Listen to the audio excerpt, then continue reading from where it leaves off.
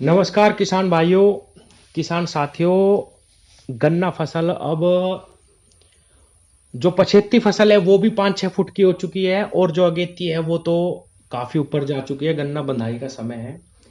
किसान साथियों, गन्ना फसल में दो तीन चीजें बहुत महत्वपूर्ण हैं।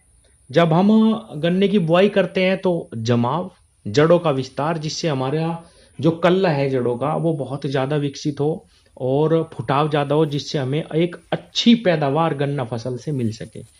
लेकिन किसान भाइयों, इस समय पे जब हमारी गन्ना फसल 8-10 फुट की हो जाती है या 5-6 फुट की हो जाती है तो सबसे ज्यादा प्रभाव उत्पादन पे जो चीज डालती है वो है मोटाई।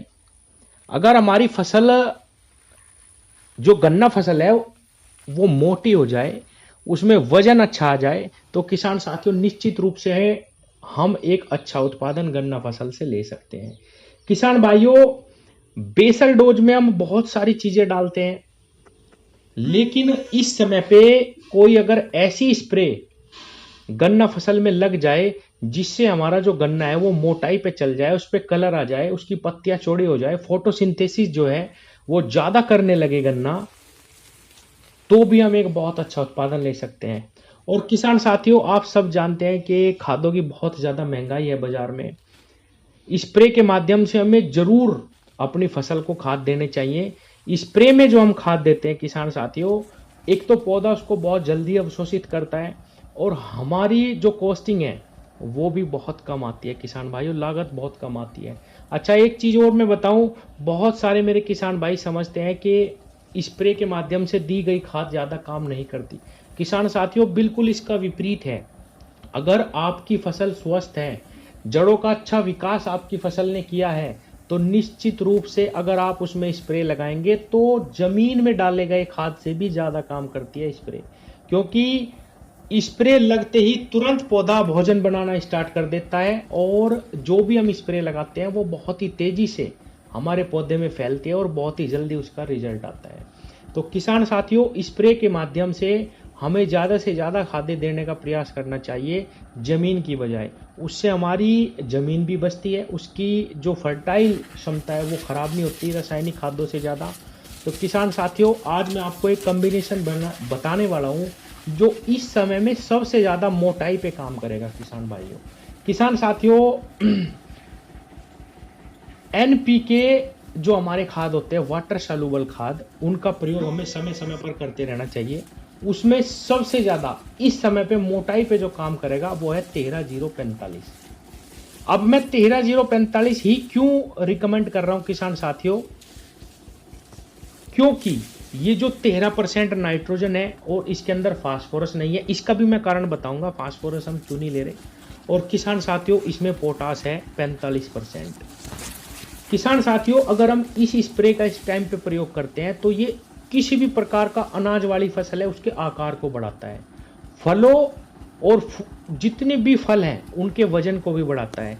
तिलहनी फसल है जो, उसमें तेल वाली जो फसल है उसकी भी उपज में बहुत ज़्यादा वृद्धि होती है। और इस समय पे जो कीट आ रहे हैं उसमें भी रोग प्रतिरोधक क्षमता में ये बहुत ही ज़्यादा काम करता है। और किसान साथियों, ज़्यादा जो बरसात पड़ती है या एकदम से बहुत ज़्यादा गर्मी पड़ती है उसमें भी पौधों को हमारे मदद करता है, बहुत भी तनाव मुक्त करता है हमारी फसल को। तो किसान भाइयों, एक तो आपको 5 बीघे खेत में लेना है 13-0-45 1 किलो। और किसान भाइयों, स्प्रे के माध्यम से जब भी आप दवाई दें या खाद दें, कभी भी मात्रा ना बढ़ाएं। किसान भाई समझते हैं कि मैं मात्रा बढ़ा दूंगा तो और ज़्यादा रिजल्ट मुझे मिलेंगे, जबकि इसके विपरीत प्रभाव पड़ते हैं। किसान साथियों, 1 किलो एनपीके भी बहुत अच्छा रिजल्ट देता है अगर हमारी फसल स्वस्थ है तो। इसलिए मात्रा ना बढ़ाएं, जितनी मात्रा रिकमेंड करी गई है उतनी ही मात्रा का प्रयोग हमें करना चाहिए। किसान साथियों, अब मैं बताऊं कि हमने इसमें फास्फोरस क्यों नहीं लिया। इस समय पे हमें जड़ों का विकास नहीं करना किसान भाइयों, हमें चमक पैदा करनी है, हमें कलर लाना है गन्ने पे। अगर बारिश ज्यादा, बरसात की वजह से पीलापन है हमारी फसल पे, हमें कलर लाना है तो 13-0-45 का इस्तेमाल करना। अब मैं इसके साथ जो आपको दूसरी चीज बताने वाला हूं वो है कैल्शियम। कैल्शियम किसान भाइयों सबसे मस्ट खाद में मानता हूं, सबसे आवश्यक खाद में मानता हूं। कैल्शियम ही हमारी फसल को मोटा करता है। अगर हम बुआई के समय कैल्शियम का इस्तेमाल कर ले, जबकि बहुत सारे दुकानदार, बहुत सारे लोग कहेंगे कि भाई कैल्शियम बाद में डालना चाहिए।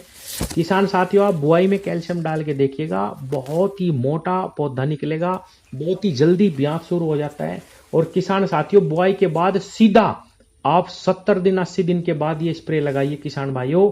कैल्शियम नाइट्रेट या कैल्शियम का प्रयोग करिए। दयालवाड़ों का आता है हाइड्रोकाल के नाम से, ये मैं आपको दिखा रहा हूँ, हाइड्रोकाल के नाम से आता है। इसके अंदर 11% कैल्शियम है।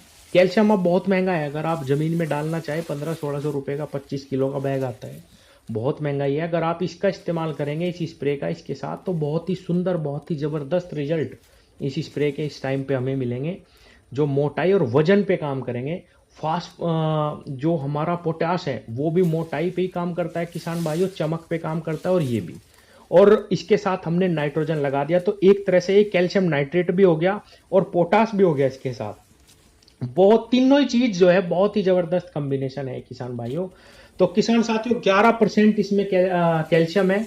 इसकी डोज बता देता हूं मैं। सबसे पहले तो आपको केवल 500 ml प्रति एकड़ लेना है। ये ड्रिप में भी आप चला सकते हैं 500 ml प्रति एकड़ ही।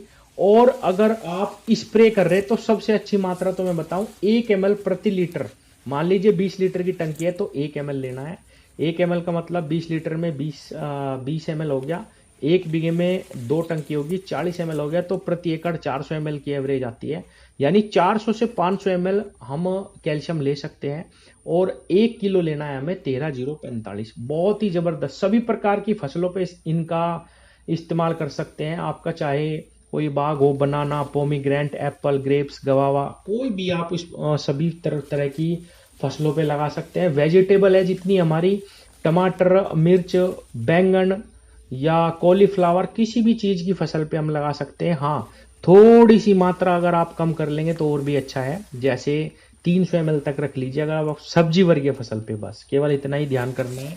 और किसान साथियों, गन्ना फसल में खासकर इस वक्त पे ये स्प्रे हमें बहुत ही जबरदस्त रिजल्ट देती है। आप इसका इस्तेमाल करिए। और ज्यादा खाद जमीन में डालने से भी हमें बचना चाहिए। बेसल डोज और 1 डोज, और सिर्फ 2 डोज में ही काम चल जाए तो अच्छा है। समय समय पे वाटर सोल्यूबल खाद का इस्तेमाल जरूर करना। वाटर सोल्यूबल में हमेशा ध्यान ये रखना कि मात्रा कभी भी, चाहे दवाई हो या उसकी, बढ़ा के नहीं डालनी। केवल यही थोड़ी सी सावधानी हमें वाटर सोल्यूबल जो हमारे खाद हैं, दवाइयाँ, उनमें रखनी होती है, रखनी चाहिए। मात्रा कभी भी ना बढ़ाएं उसके, बल्कि फायदे की जगह और नुकसान होता है। तो किसान साथियों, ये हमारा कैल्शियम नाइट्रेट भी हो गया और फास्फेट भी हो गया, सभी तरीके से। अच्छा, एक चीज मैंने शुरू में बताई थी कि हम इसमें फास्फोरस क्यों नहीं ले रहे, 13,045 क्यों ले रहे जिसमें फास्फोरस नहीं होता, ये इसीलिए ले रहे कि कैल्शियम को फास्फोरस के साथ इस्तेमाल नहीं करना चाहिए। हालांकि ये लिक्विड है, कर भी सकते हैं, लेकिन इसीलिए मैंने 13,045 लिया है कि ये हमारा काम भी हो जाएगा और फास्फोरस और कैल्शियम एक साथ नहीं आएंगे। तो किसान साथियों, इसका प्रयोग करिए। धन्यवाद।